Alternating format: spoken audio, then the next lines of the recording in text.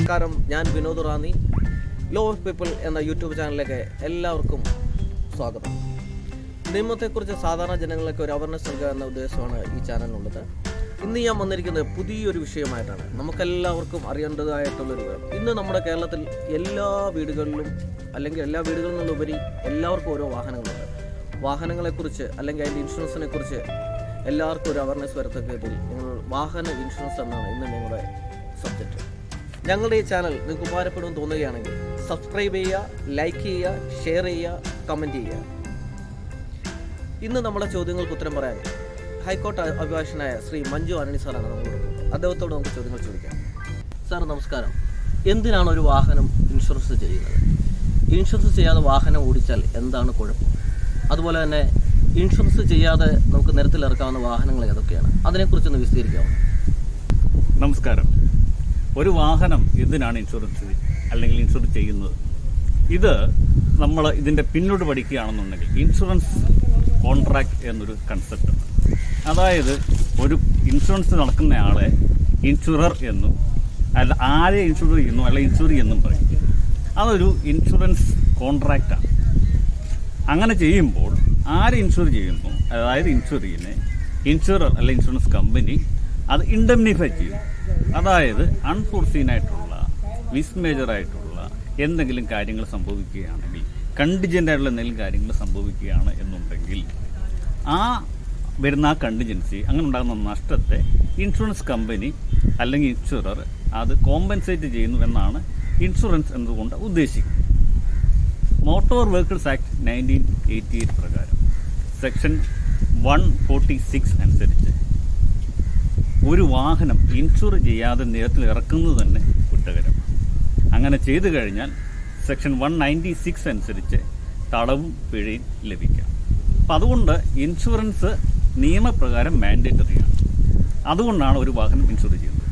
Insure ചെയ്യുന്ന അല്ലാതെ തന്നെ എപ്പോഴും നല്ല കാര്യമാണ്. കാരണം ഒരു വാഹനമാണ്, നമുക്കറിയാം എപ്പോഴും അപകടം സംഭവിക്കാം. എന്ത് അപകടം ഉണ്ടായാലും ഒരു വണ്ടി ഇൻഷുർ ചെയ്തതാണ് എന്നുണ്ടെങ്കിൽ അതിൻ്റെ ഒരു ഗുണമെന്ന് പറയുന്നത് ഇൻഷുറൻസ് കമ്പനി അതിൻ്റെ നഷ്ടം കോമ്പൻസേറ്റ് ചെയ്യും.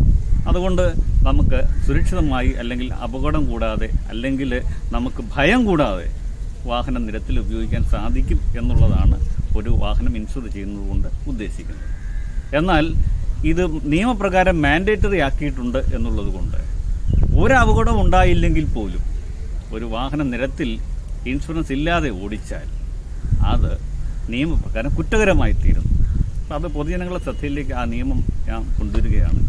ഇൻഷുറൻസ് ചെയ്തിരിക്കണം എന്നുള്ളത് നിയമപ്രകാരം സെക്ഷൻ 146 196 അനുസരിച്ച് നിർബന്ധമാണ്. എന്നാൽ സർക്കാർ വാഹനങ്ങൾ, കേന്ദ്ര ഗവൺമെൻറ്റോ സംസ്ഥാന ഗവൺമെൻറ് വാഹനങ്ങൾക്ക് ഇൻഷുറൻസ് നിർബന്ധമല്ല.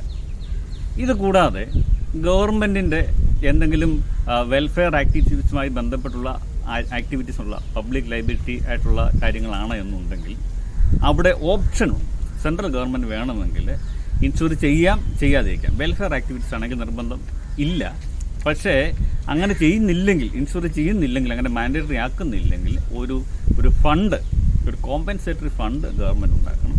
അങ്ങനെ ഉണ്ടാക്കിക്കഴിഞ്ഞാൽ ലോക്കൽ സെൽഫ് ഗവൺമെൻറ്റിൻ്റെയോ അല്ലെങ്കിൽ KSRTC പോലെയുള്ള പബ്ലിക് കമ്പനീസായിട്ട്, ഗവൺമെൻറ് കമ്പനീസായിട്ടുള്ള കാര്യങ്ങൾക്ക് ഉപയോഗിക്കുന്ന വാഹനങ്ങൾക്ക് ഇൻഷുറൻസ് ഇല്ലാതെ ഉപയോഗിക്കാം. എന്നാൽ അതിന് പ്രത്യേകമായ ഫണ്ടുണ്ടാകണം. സാധാരണ KSRTC വാഹനങ്ങൾക്ക് എന്തെങ്കിലും കാരണവശാൽ അപകടത്തിൽപ്പെടുകയാണെന്നുണ്ടെങ്കിൽ KSRTC പ്രതിയാക്കിയാണ് കേസെടുക്കുന്നത്. എല്ലാ വാഹനങ്ങളും KSRTC ഇൻഷുർ ചെയ്താകണം നിർബന്ധമില്ല.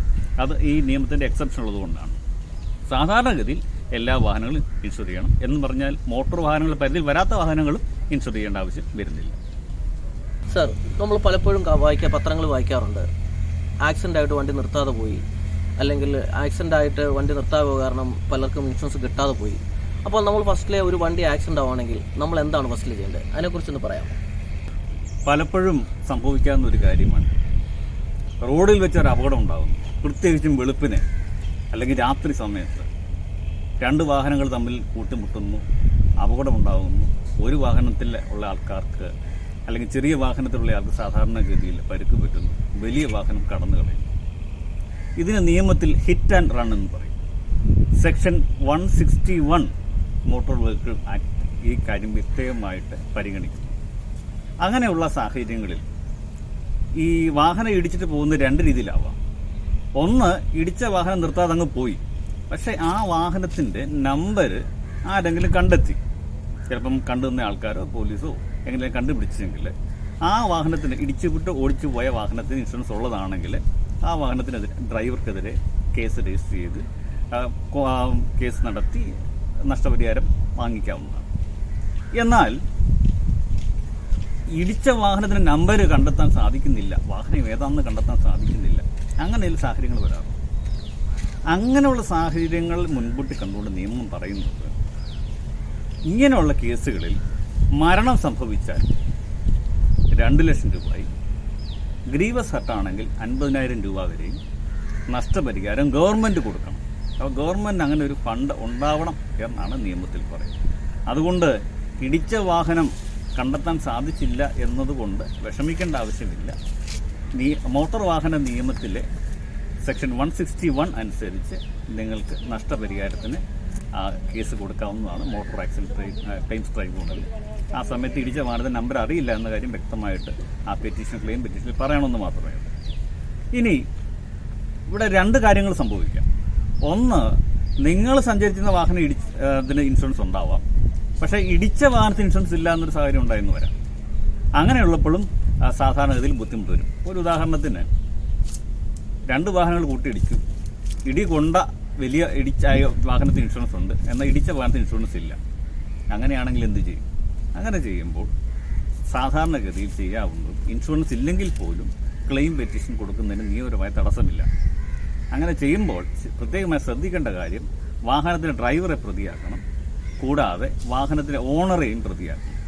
അത് അവരെ കണ്ടെത്തി അവരെ രണ്ടുപേരെ റെസ്പോണ്ടൻസ് ആക്കി വെച്ചുകൊണ്ട് ഓണർക്ക് വൈക്കാരിയസ് ലയബിലിറ്റി എന്ന നിയമത്തിലെ കൺസെപ്റ്റ് അനുസരിച്ച് ഓണറെ കൂടെ പ്രതിയാക്കിക്കൊണ്ട് കേസ് കൊടുക്കാവുന്നതാണ്. ഇനി അങ്ങനെയുള്ള സന്ദർഭങ്ങളിൽ ഒരു കാര്യങ്ങൾ പ്രത്യേകം ശ്രദ്ധിക്കണം.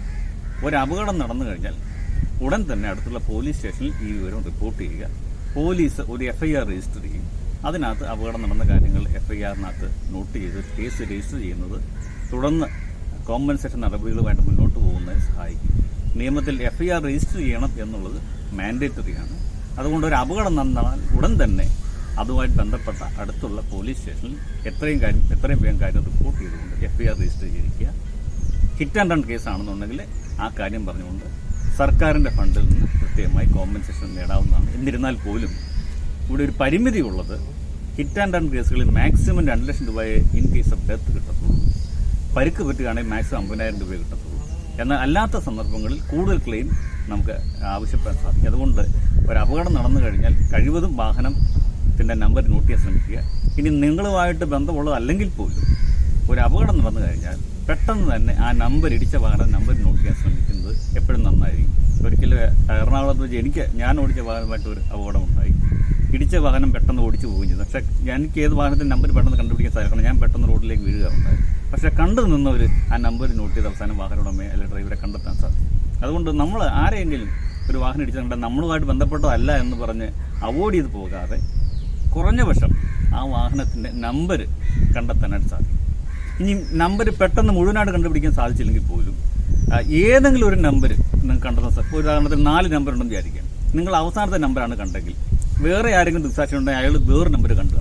അങ്ങനെ ആദ്യത്തെ ഒരാൾ കണ്ടു, രണ്ടാമത്തെ ഒരാളുണ്ട്, അങ്ങനെ കണ്ടുപിടിക്കാനായിട്ട് സാധിക്കും. പോലീസ് തുടർന്ന് അന്വേഷിച്ച് കണ്ടുപിടിക്കാൻ സാധിക്കും. ഇതൊന്നുമല്ലെങ്കിലും ഉടൻ തന്നെ പോലീസ് അറിയിച്ചു കഴിഞ്ഞാൽ ഇടിച്ച വാഹനത്തിൽ എന്തെങ്കിലും ഒരു പരുക്കുണ്ടാകാനുള്ള സാധ്യതയുണ്ട്. അപ്പം നമ്മൾ വാഹനം ഓടിച്ചു പോയാലും പെട്ടെന്ന് പോലീസ് അറിയിച്ചാൽ വയർലെസ് മുഖേന സമീപ പ്രദേശങ്ങളിലെ പോലീസ് സ്റ്റേഷൻ അറിയിച്ചു കഴിഞ്ഞാൽ, ട്രാഫിക് പോലീസിനെ അറിയിച്ചു കഴിഞ്ഞാൽ തുടർന്നുള്ള അടുത്ത ജംഗ്ഷനിൽ ഏത് ദിശയിലേക്ക് പോകുന്നത് കണ്ടുപിടിച്ചു കഴിഞ്ഞാൽ അടുത്ത ജംഗ്ഷനിൽ ഉള്ള പോലീസ് ഉദ്യോഗസ്ഥൻ അല്ലെങ്കിൽ ട്രാഫിക് പോലീസ് ഉദ്യോഗസ്ഥന് ഇത് കണ്ടിട്ട് കാര്യങ്ങൾ വണ്ടി തടഞ്ഞു നിർത്തി നമ്പർ നോട്ട് ചെയ്യുകയും തുടർന്ന് അന്വേഷണം നടത്താൻ സാധിക്കും. അതുകൊണ്ട് നമ്മളാലാവുന്ന സഹായം ഒരു കാര്യങ്ങൾ ചെയ്യുക. നമ്പർ നോട്ട് ചെയ്യാമെങ്കിൽ അങ്ങനെ ചെയ്യുക, അല്ലെങ്കിൽ പോലീസിനെ വിവരം അറിയിക്കുക. ഇനി അത് ഏതെങ്കിലും കാരണവശാൽ അങ്ങനെ വിവരം കിട്ടിയില്ല എന്ന് വിഷമിക്കേണ്ട. ഹിറ്റ് ആൻഡ് റൺ ലയബിലിറ്റി അനുസരിച്ച് സർക്കാരിൽ നിന്ന് കോമ്പൻസേഷൻ നേടിയെടുക്കാവുന്നതാണ്.